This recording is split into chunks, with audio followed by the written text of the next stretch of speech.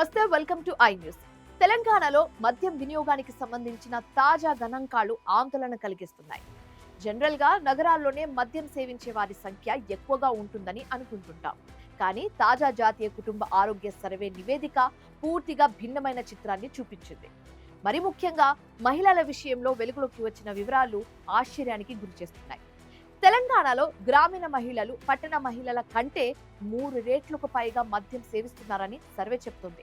అసలు ఈ పరిస్థితికి కారణాలేంటి? పూర్తి వివరాలు ఇప్పుడు ట్రాక్ చేద్దాం.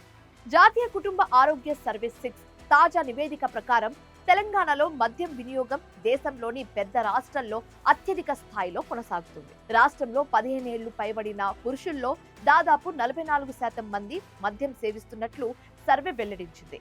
మహిళల్లో కూడా 7% చేరుకుంది. ఇది జాతీయ సగటుతో పోలిస్తే చాలా ఎక్కువనే చెప్పాలి. అయితే అందరిలోనూ ఎక్కువ చర్చకు దారితీస్తున్న అంశం గ్రామీణ పట్టణ వ్యత్యాసం. తెలంగాణ గ్రామీణ ప్రాంతాల్లో 8.6% మహిళలు మద్యం సేవిస్తున్నట్లుగా నివేదిక చెప్తుండగా పట్టణ ప్రాంతాల్లో ఈ సంఖ్య కేవలం 2.8%. అంటే గ్రామీణ మహిళల్లో మద్యం వినియోగం పట్టణ మహిళల కంటే 3 రెట్లకు పైగా ఉంది. పురుషుల విషయంలో కూడా ఇదే పరిస్థితి కనిపించింది.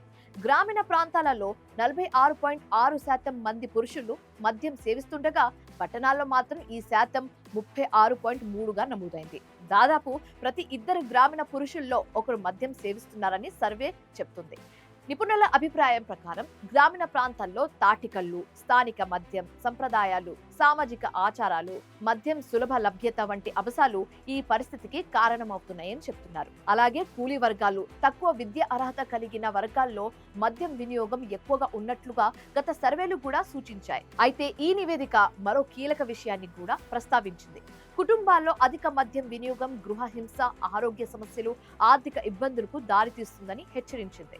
ముఖ్యంగా భర్తలు తరచూ మద్యం సేవించే కుటుంబాల్లో మహిళలపై హింస ఎక్కువగా నమోదవుతున్నట్లుగా గత NFHS అధ్యయనాలు వెల్లడించాయి. మొత్తానికి తెలంగాణలో మద్యం వినియోగం కేవలం పురుషుల సమస్యగా కాకుండా మహిళలకు కూడా పెరుగుతున్న సామాజిక సవాలుగా మారుతుందని NFHSC నివేదిక స్పష్టం చేసింది.